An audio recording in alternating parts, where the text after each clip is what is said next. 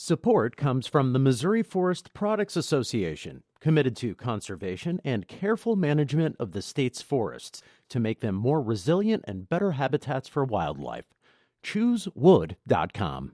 Welcome to St. Louis on the Air. I'm Don Marsh. Another big story this week was a demonstration by students here and around the country demanding improved school safety and stricter gun control.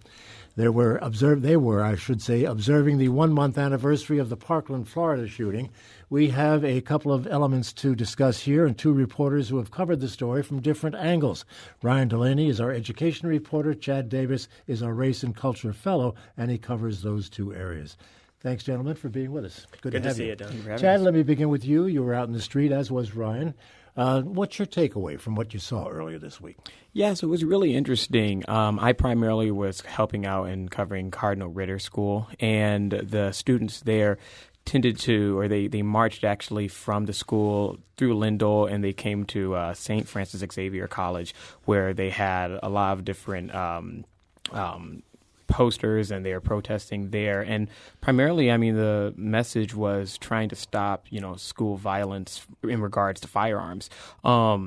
And so one of the things that I thought was interesting about what they were doing is they also kind of tied it to Black Lives Matter, and they also kind of tied it to violence within the community. So not only were they protesting, the violence in schools from school shootings, but they were also protesting violence within, their own environments as well. Do you think the size of the student crowds met expectations?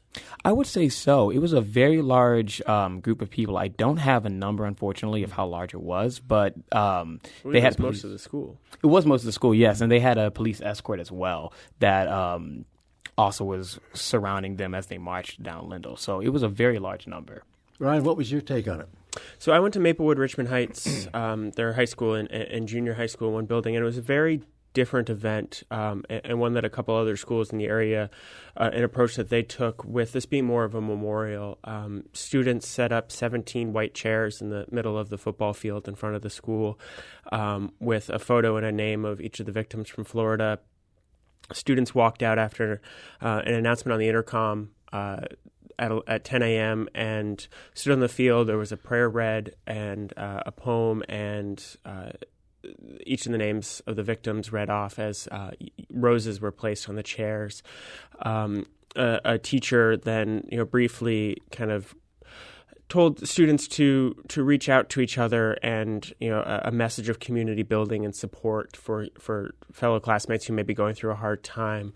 And after about 17 minutes, which was the length of most of these walkouts here in St. Louis and around the country, a majority of the students returned to class, but it was some very powerful moments, I think, afterward. A number of students staying behind and very emotional and, just taking a moment to themselves to pray or to cry or hug a classmate. And, I did hear one teacher kind of corral a number of those kids afterward and, to take them inside and speak with some counselors. So, kids are having a hard time with this and grappling with it. Are any of them going to be punished? There was some talk about that possibility.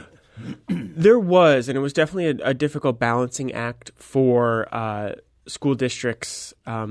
No one at Maplewood Richmond Heights, the school leadership and administration was supportive of this. Did have students have permission slips signed, especially for some of the younger grade levels. Messages went out to parents there and at a number of other districts. There were some warnings at a few schools for any sort of unsanctioned events and encouraging kids to work with their school, which most did. Schools had a very long heads up about this and knew this day was coming, so it was not something unannounced. And so schools tried to plan events such as memorials or sanctioned marches and walkouts that then also were part of a broader day of discussion or day of action or, I think, Chad, we mentioned in our story that also a review of school safety policy. Did you run into the discipline issue at all, Chad? No, because it was sanctioned still at Cardinal Ritter, so I didn't see any issues of that. Kind of what Ryan just mentioned as well, though, was afterwards they did discuss some policies that they wanted changed. I wasn't there for that, but a lot of students did participate in kind of what they wanted to see different. I want to turn to another story now, Ryan, that you did this week. Very, very interesting story, given all the discussion about arming school teachers in schools across the country. Yes. We're actually doing that here in Missouri in some cases. They are, going back to about 2013, which was a few months after the Sandy Hook shooting in Newtown, Connecticut. Yeah, so what did you find out? So it was interesting. There are, I don't have a hard number. School districts are, many of them kind of reserved at disseminating a lot of information in terms of number of faculty or how many school districts, but there are a handful of school districts, particularly in kind of the Howell County, West Plains area of south central Missouri. This is an area, that's very rural, very close to the Arkansas border, where you have a number of what would be considered K-8 schools, these one-building schools with 200 to 300 students, and going back about 3 or 4 years, have decided to arm faculty through a training program with a local security contractor called Shield Solutions that's based in West Plains. And the reason for this appears to be, if I understand the story correctly, that if there were an incident in some of these schools, it would take law enforcement a long time to get there. Yeah, again, these are very rural parts of the state where there's a county sheriff's department, and that's about it. I talked to one superintendent who has not armed his staff, but the sheriff's office is on the other side of the city of West Plains from his school district. So, it could be 10 minutes before a police officer gets there, which is a long response time. And hiring school resource officers is expensive. In most cases, a school district is responsible for 70 to 75% of the cost of that police officer. And these are schools that are dealing with tight budgets. Who are these school resource officers? So school resource officers typically are members of the local police department, the city or a county police department, that do go through, in most cases, additional training in terms of being in a school. It's something that existed before the Columbine shooting in 1999, but has really taken off in prevalence and a very common sight in particularly urban or suburban schools, but only about a quarter of schools in the country have school resource officers. How do the teachers feel about being armed? So broadly, teachers' unions oppose this, that being the NEA or the AFT, the big national teacher organizations, have both come out and said that they do not support this. The Missouri State Teachers Association, which represents a number of teachers in the state, also opposed this, saying that this isn't the job of teachers. Teachers went into teaching to educate and to not be security officers. Again, those are broad blanket statements, so I can't speak for every single teacher, but that's the general feeling among teachers. But it really is, it's a very different mindset in urban areas where, one, gun violence might be more of what people think about when they think of guns versus hunting or military service that you have in other parts of the state. So different relationship with firearms that faculty and students have in different parts of Missouri. It would seem to me that a certain degree of training would have to be necessary for teachers who, even though they're from rural communities, may not be well versed in firearms. Yes, absolutely. Shield Solutions provides, it's an initial 40-hour or 1 week course, and then 3 days of training on top of that after their initial certification, and then 3 full days of training every year that they are contractors of Shield Solutions. The CEO of that company told me that during that process, it's active shooter training and a number of other high-stress scenarios. Teachers are firing thousands of, or staff members, it's not necessarily teachers, fire thousands and thousands of rounds of training. So these are not people who get their concealed carry permit and 3 days later are carrying a weapon in a school. You know, the thing that you always hear in conjunction with this particular part of the story is that when law enforcement does arrive and they see somebody with a gun, they might take action against that person, but that person might be a teacher. Yeah, there is certainly the risk of confusion. School resource officers, the National School Resource Officer Association does not like this idea. They oppose it too, as part of that reason that you just mentioned, among others.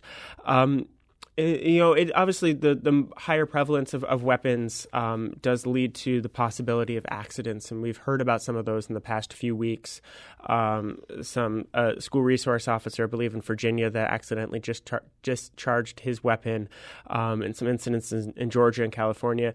Hard to know if that's an increase or just people being hypersensitive to it. So there is that concern of just the in the pandemonium of a mass shooter event. And that's something that teachers brought up too in some interviews that I have heard, just during that chaos of, the risk of hitting an innocent student too if they were to exchange gunfire in a chaotic situation. You mentioned some incidents in various classrooms. Just a day or two ago, there was that incident in California where a well-trained teacher was teaching a public safety class, and his 9mm Glock went off and put a hole in the ceiling and slightly injured a student. Mm-hmm.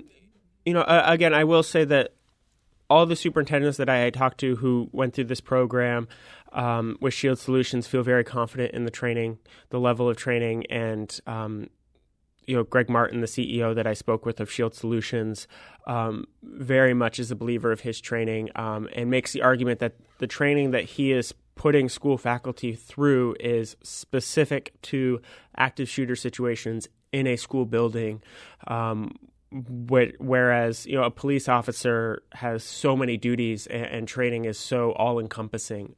So it makes the argument that these are very highly, very specifically trained individuals. How do parents and students feel about it? So students that I spoke to around the St. Louis area do not like this idea of having their teachers armed. Think it's a little scary. I talked to a number of students who want more school resource officers, and that's something that school district leaders here are also speaking with. I did not speak to any students or teachers in some of these rural parts of the area. Some of the superintendents I spoke to are former principals and classroom teachers.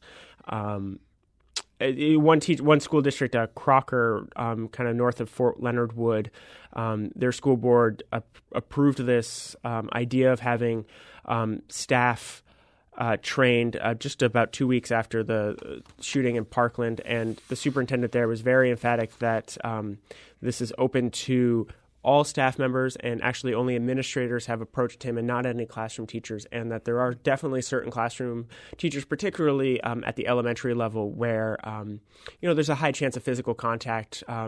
Kids hug their teachers in first, second grade, so it would not be a situation at which a teacher would have a concealed weapon on them. Well, this is something President Trump wants to happen. We'll Yes. wait and see how far it goes. Ryan Delaney, thank you. You're welcome, Don.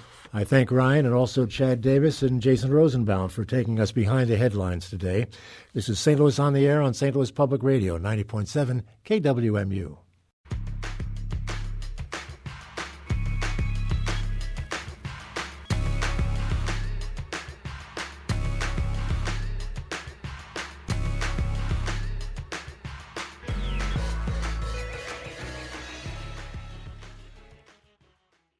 Support comes from Missouri Forest Products Association, committed to sustainable and sound conservation of the state's forests, which support more than 41,000 Missouri jobs, resulting in a $10 billion industry.